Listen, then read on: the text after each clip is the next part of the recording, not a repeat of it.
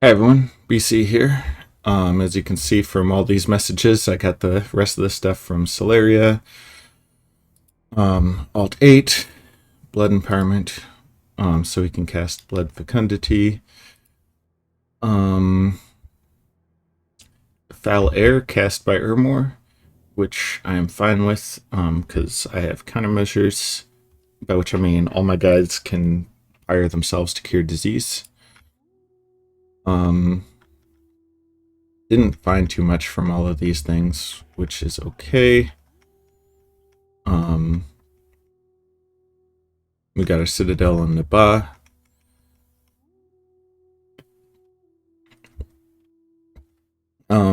We've got some interesting battles coming up. Let's see here. Yeah, so now that we've got our Citadel, we'll be able to crank out Malika faster. So that'll be exciting. Who over here has Earth 2? This guy does. There's got to be someone else over here. Yeah, this. Oh, but you're diseased. We're summoning another Merid. Which is fine. Am I forging here winged shoes? Let's actually forge another flame helmet. I'm trying to keep at least 120 or so fire gems available, with the intent being that then I can 120 fire gems or so means that I can just obliterate someone with flames from the sky if I need to. Speaking of which, these guys, yeah, they're fire resistance. Nice.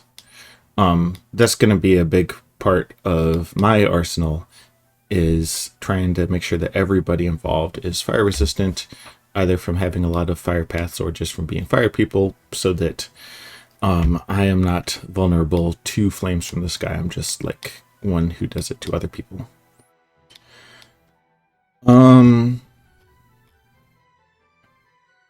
Arco has a new prophet. So this was kind of funny. Some random Hermit Sahir for Hormark from the Imp Familiar is, so he's getting attacked. He's got his Imp Familiar and this Hin, because Hermit Sahirs start with a free Hin, which I didn't realize. So there's that. And here's the horrors coming after him. They try doing some mind blasts, but he resists them. How much ammo do they have for these 10?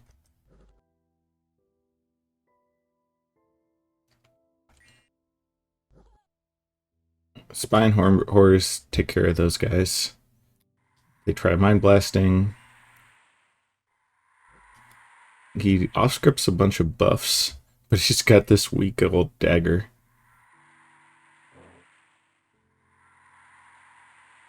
That one was successful. So he's paralyzed for 3 turns.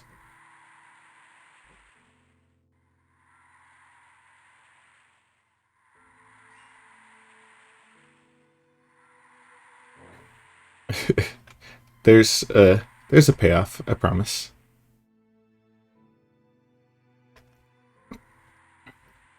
So he comes in and just gets shocking grasps. Like, this guy just takes care of business versus those horrors. So normally, like, I view horror marks associated with research boosters as a death sentence, but in this case, it worked fine. That's interesting.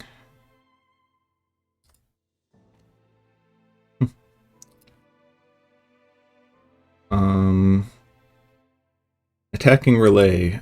So Fall Bears did not do the trick. Malika did. Wraithlord did. Freet. There's a Pyromancer there somehow.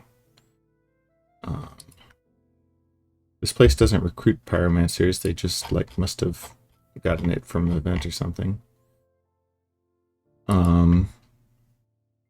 Triton Knights. Does this place let you recruit Triton Knights? It does. So I should recruit some Triton Knights. Triton Knights seem fun. Might 3 red seconds Citadel down there.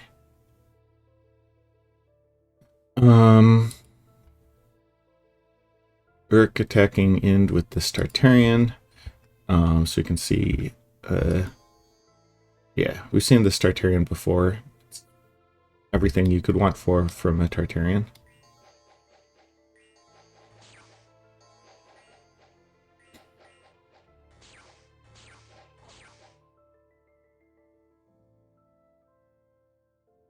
I don't think we need to see anymore.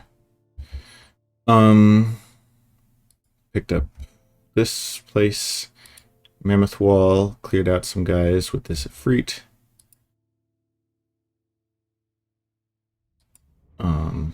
Boread. So over here, this is the fort that we're attacking.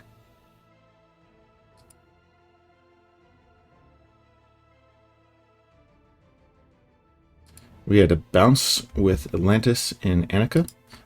Evidently, Atlantis had the same idea as us. We've got a fully geared out Malika, and they've got a Coral Queen with some Coral Guards. The Coral Guards hit hard, but they don't actually have a lot of strength, which means that, well, I guess she's in a shield of many colors, and they do not have good memoir at all. The big thing about Coral Guard is that they hit hard. So they'll get confused and stunned from the shield, which keeps them from attacking. So shield of many colors, pretty good versus Atlantis. And the result is that they're not able to hit her with their powerful attacks, and eventually she takes care of business.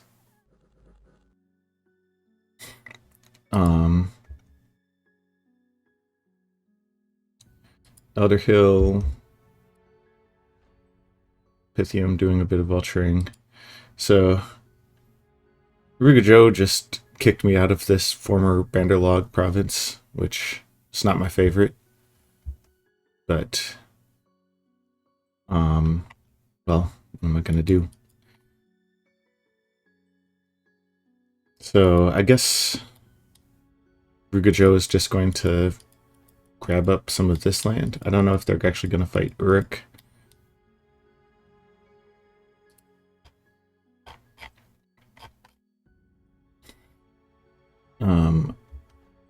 Skirmishing Efreet.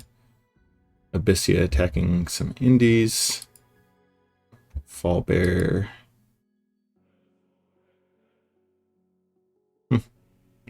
Not quite sure what that was going. The Sacred Lake.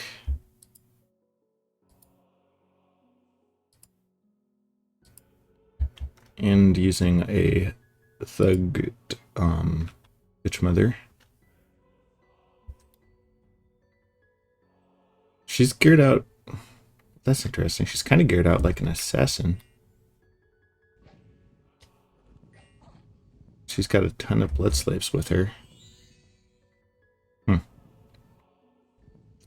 Not quite sure about that there. Cleared this out. Sieging the last Agartha province per our deal. So this is this throne here. We've cracked it in one turn on account of the fact that we have 800 siege power. Where were we? Right. Agartha. So this is, the game counts it as a win, but they lost 2 more Ditanus. Although Ashdod's basically done for. End with the Wraith Lord. Another bounce with Atlantis, which was successful. This time I even enslaved a Crystal Sorceress, so that's pretty cool. That is down here. And we'll see where that goes in a second.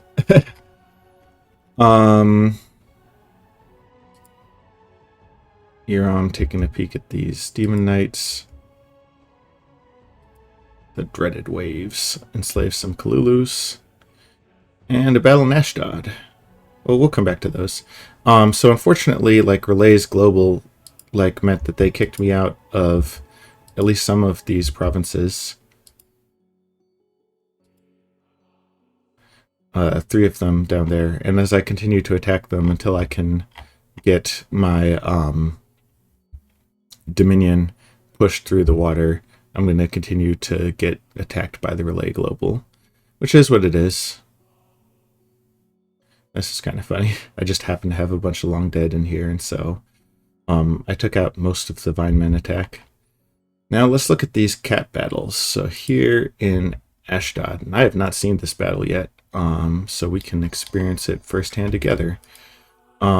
Sentinels, as a reminder, here is the Agarthan Bless, Fire and Shock Resistance, Farcaster, Attack Defense.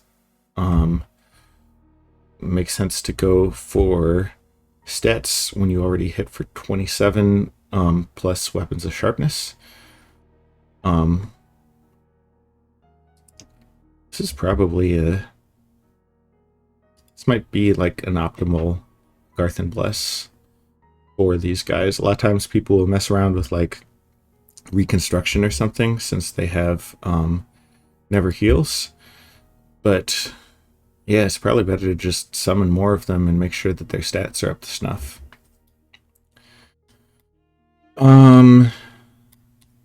Here's all the Olms, of course. Farcaster doesn't matter for Mind Blasts, but they're happy to have all these goodies. There's this Hellhound with an extra arm for some reason. It looks like he was a Naiad who cast Become Great Beast. A Golem with a Demon Bane, which I don't think that most of the Ashdod troops are demons. Grigori Slayer. Oh, the Grigoris. Yeah, the Grigoris are demons. Flambeau. And his purpose is pretty clear here. Really leaning into the Clockworks a lot. Should I be using Clockworks some more? They have resistance to everything. They don't hit very hard. Their stats aren't very good. They do heal for some reason. Because I pretty much never use Clockworks, and maybe that's just a mistake by me. Moonblades are good against magic beings, and they've got those. So, like, generally, Agartha has their hordes of Olms, and some counters kind of sprinkled into this massive an army. Some Hydromancers, which I don't know exactly what they're going to cast. Ashdod has their Anakites, a bunch of Sages. They've already cast what's that spell? Army of Gold? Army of Lead. Here's the Ashdod God, Gold Solid. He's also the one who put up Gift of Health. Tartarian Grigori.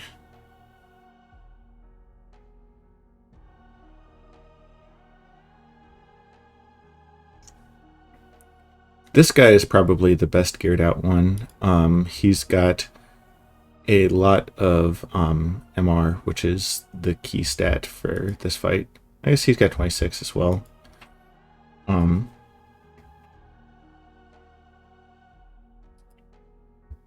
Armor of Gold means that his prod is still quite fine.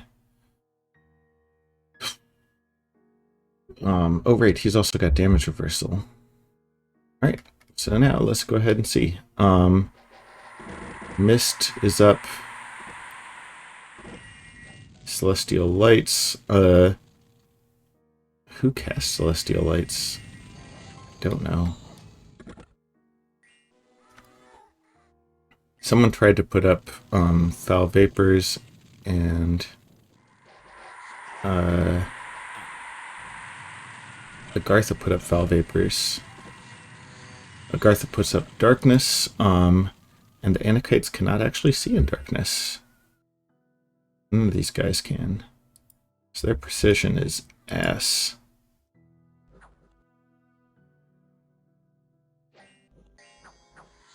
Wailing Winds cast by Agartha.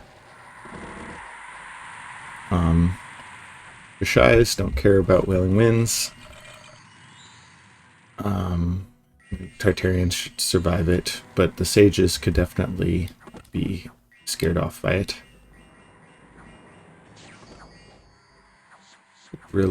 Quagmire cast by Agartha.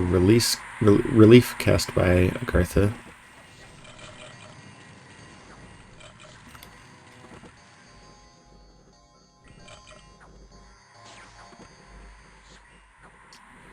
And Wailing Winds is still really helpful here, even if it doesn't make the Grigories leave, because it can cause an HP rout.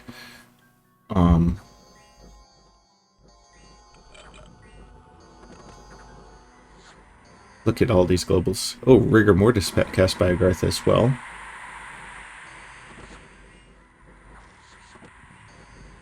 You see, are those Falling Frosts that are falling?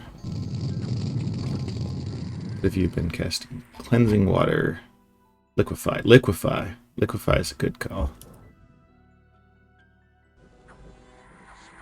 Divine Channeling.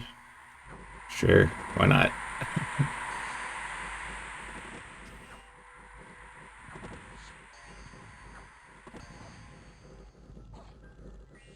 Grigories put up, they've got Ghost Form.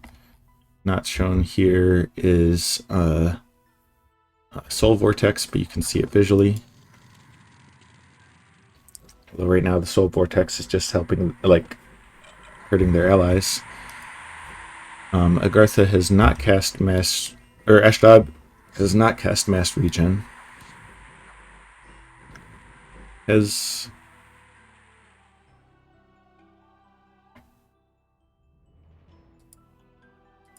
Did I give you a Jin Warrior? How did you get this guy? I don't even know. Like, where the hell did you come from? Okay, this guy is not regenning, so I'm gonna... Oh, this guy is regenning. Okay, so they did cast Mass Regen. It just doesn't affect inanimates.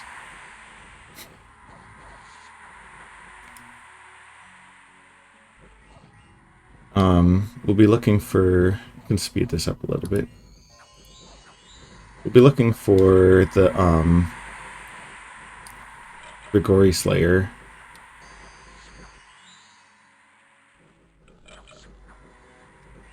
Well, where... There he is. Because, well... We'll see as he's doing his job. The Grigori are not magic beings, so they are not vulnerable to Moonblades, beyond the fact that Moonblade does 38 damage. But they're not especially vulnerable to Moonblades. Aether Warriors are expensive, but they are damn good. Damn good.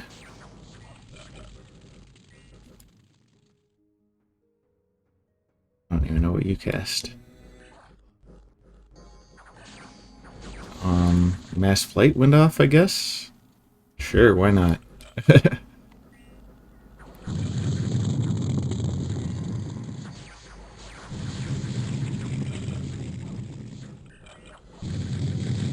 All these guys are petrified. There's no save against that.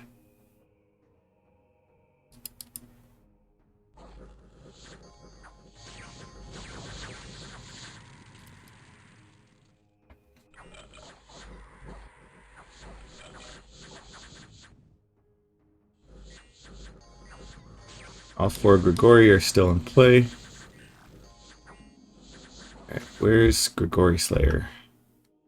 He's a transformed giant. He died. How did he die?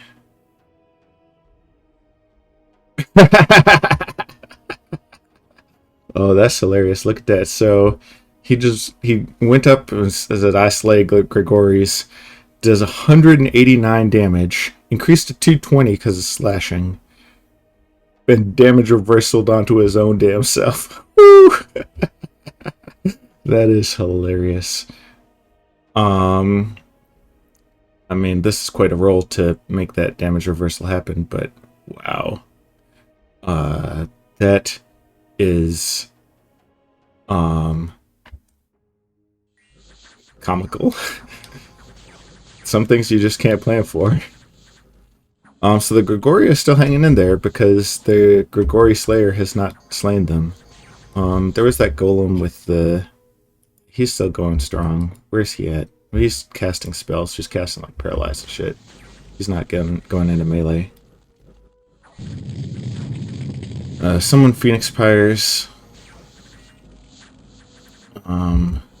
This guy's got his acid head, which does definitely burn some guys. Meanwhile, Foul Vapors is continuing to go. Rigor Mortis is continuing to go. These guys are undead, so they're immune to Rigor Mortis. Most of the Sentinels, where did they go? Because a lot of these Shard Guards are... Well, the Shard Guards are still hanging in there. Sentinels... Is that just what these guys are? The Olms have gone into melee. Here's some... Yeah, they're just cruising, I guess. Rigor Mortis isn't going to hurt Agartha very much at all because they have relief up.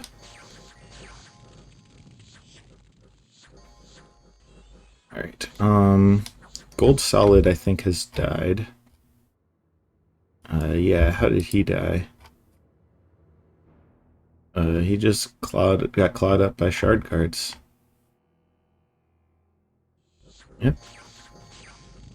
We can speed this up now.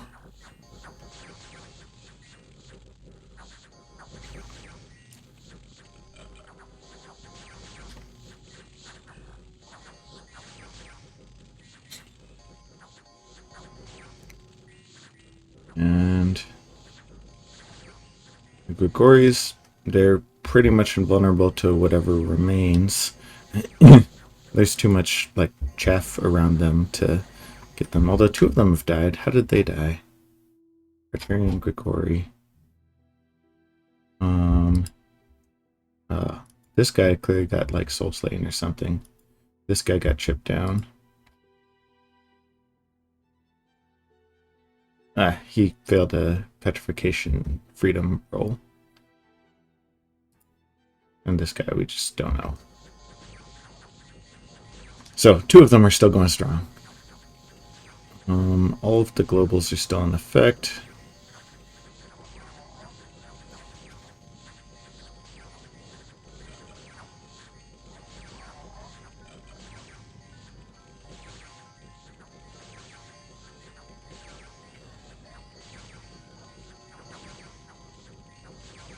And the hats still do hat things, even...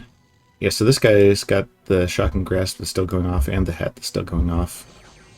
He's taken... he just regens back. He's got regen 30.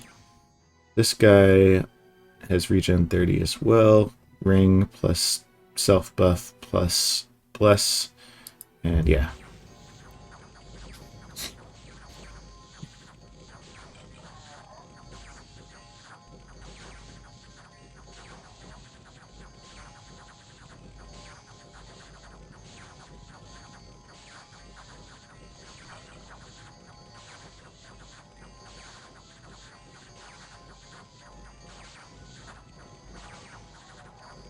Oh, are Ashdod's Grigori's gonna save the day?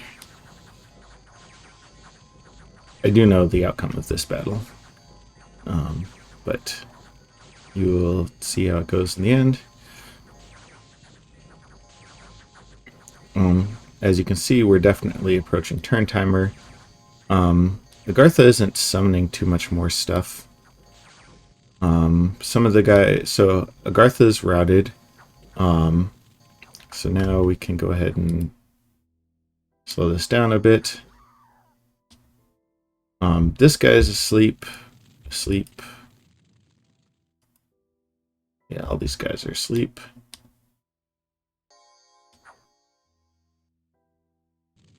So asleep means that they don't just automatically like dissipate. The Gregories are not asleep. So they go and they the combat speed is 2 because they're crippled. But they do fly. We're down to just Celestial Lights. There's this Enchantress who's asleep.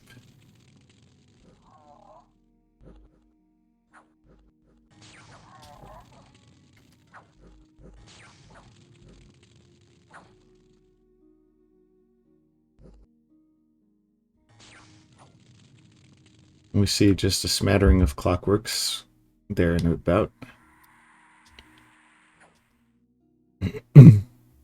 And now, turn timer hits Ashdod. Right before they won the battle, and like just had to wipe out these last few sleeping Clockworks, and they're like, they've had enough and they leave. Oh, that's hilarious. So, here's the final score. Very expensive for Agartha, and they were just barely able to win that battle.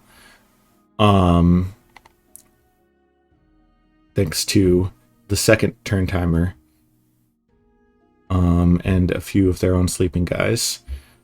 The Fey Knights were a merc, so no loss there. 22 Olms, which is some, but not that many. Only 10 Shard Guards. Most of their Clockworks, which they've been replacing, like Clockwork.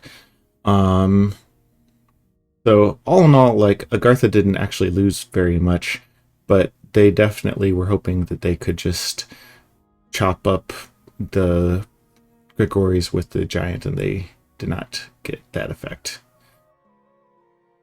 So that's the end of Ashdod's capital. And then Bandarlog. So here, Urk's got these, and here, Bandarlog is playing as the AI. So,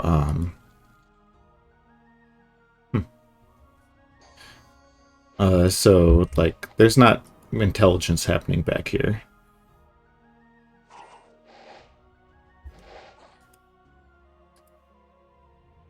Which is a damn shame.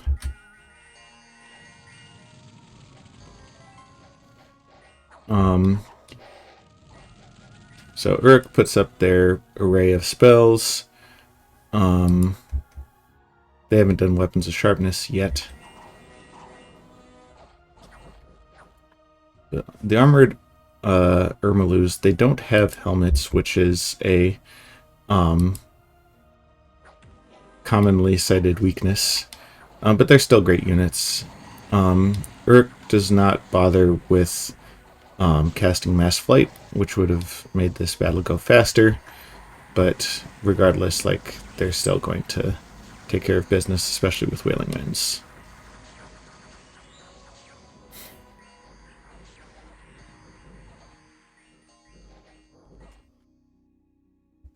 Juggernaut. So Urk has almost no casualties, and now has control of Bandarlog. Abyssia clearing out another Bandarlog thing, and that's all of the battles. Comet is headed straight for Earth. Events. A volcano in here, which I will take. Extra fire gems, don't mind if I do. Thanks, fire bro. Relay attacking. And then we already saw that stuff. Didn't quite pop that fort. Pelagia and Nawala are completely eliminated now. So Pelagia had been down here, and now they are controlled by Oceania.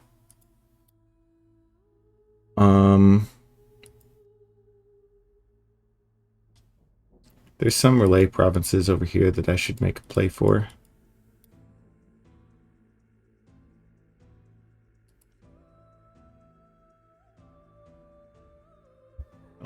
You don't actually breathe underwater. That's okay. Now you do. Wait, why would you go? Yeah.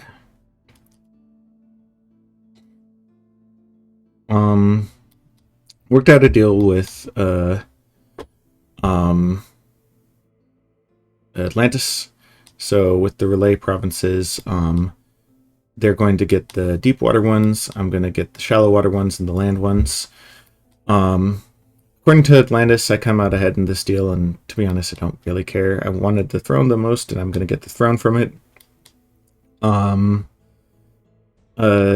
And then these provinces over here, technically were not decided by that deal. That said, I'm fine with Atlantis having those, because then Atlantis will be bordering Rugajo instead of me. And that may prove to be useful. Like, I don't want Rugajo getting the idea that they can just fly a whole bunch of dragons into my land. In this case, Atlantis will be in the way.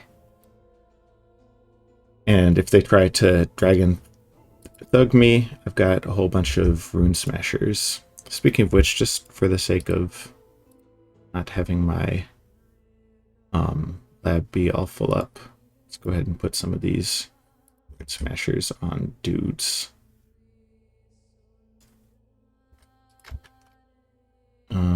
48 out of 140. Sure.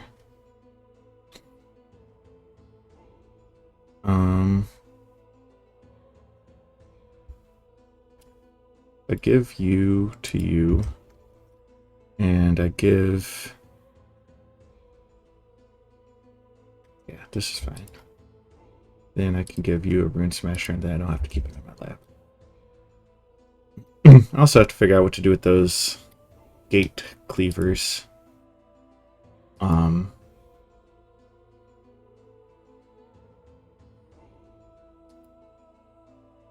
Because, like, definitely I'm planning on using gate cleavers for leaving down some of these underwater forts.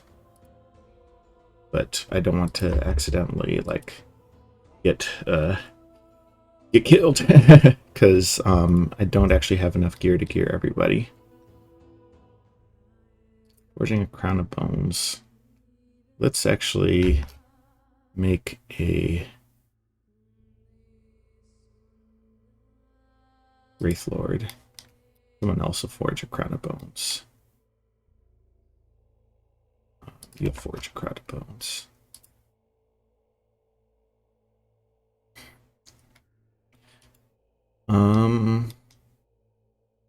What else? I thought about making a play for Gift of Health, since there is that global spot of Agartha's Gift of Health.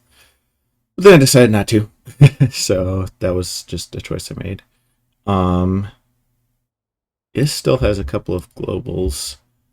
I thought that Is was fighting who's that player? Atlantis, but I mean, you can never be sure about these things. You want more eagles for sure. Eagles are also great for knocking down fort walls.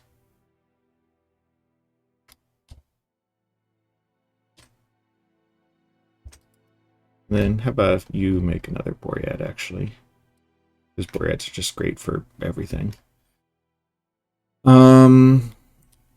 Alright. Anything else worth noting? Abyssia has more or less completed this, and I think that they're certainly talked enough about attacking Calum that I hope that they're attacking Calum. We'll see. Could have sworn I put a dome here.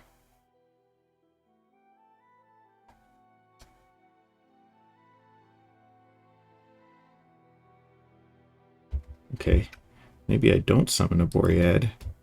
You'll summon eagles, and you'll put up a dome, because I definitely do want a dome. That is important.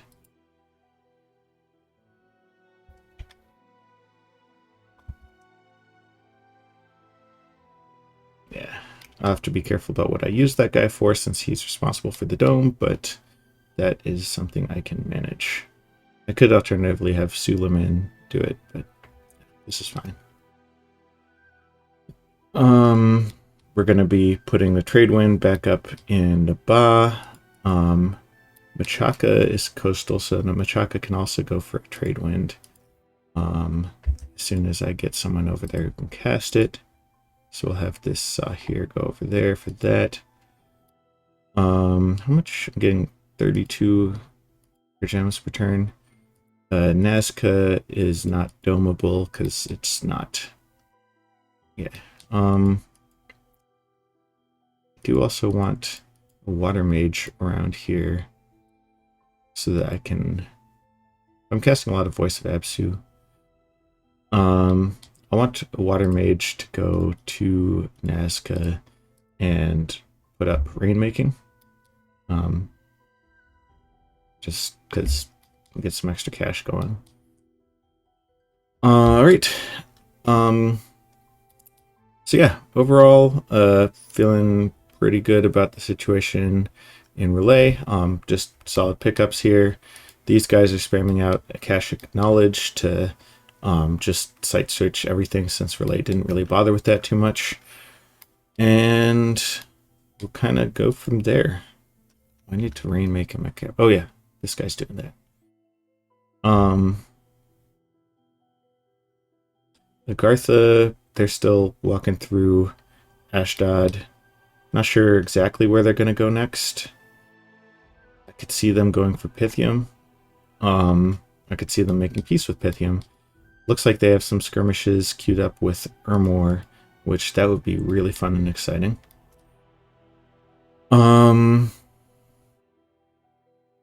Atlantis is just fucking huge. Like, they got this, all this, all this. There's some bits here that are like Oceania and Agartha, but it's mostly all that. They're going to have all of this, including Relay itself. And then Rugajo, of course, is also enormous. I still would consider Atlantis the favorite to win. But overall, there's a lot of ways that things can go. Euron player was kind of checked out, but they got a sub. So freshly motivated new sub with all of this land and toys. Iram has not made much in the way of actual gains lately, so they're not actually that big or scary. But they're not nothing either. It's kind of they're surrounded by tough neighbors at this point, so we'll see like what they choose to do. I mean, who doesn't have tough neighbors?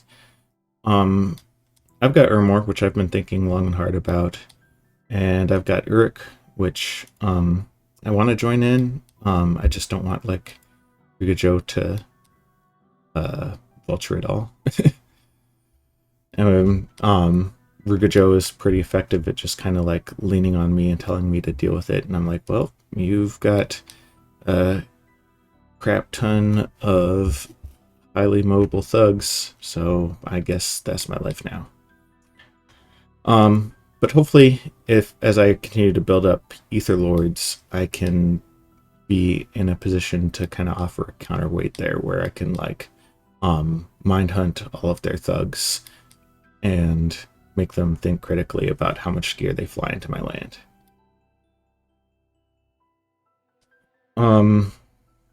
After this Relay campaign, most of my spare guys are going to be going east. Like, that's definitely where something's going to happen, whether it's Uruk, whether it's Rugajo. Don't know exactly, but I think that's the next spot for me. I'm going to need to have some presence out west in case Atlantis decides to run me over. but I shouldn't need very much. There's 2 caps over here, but not any thrones. And if I were Atlantis right now, I would be worried about thrones, because they can actually win the game, and thrones are how you win. In any case, lots of exciting stuff. Thanks for bearing with me. Got to see some great battles, and we have this big old wild card of what Agartha does next. So that'll be exciting. See you then.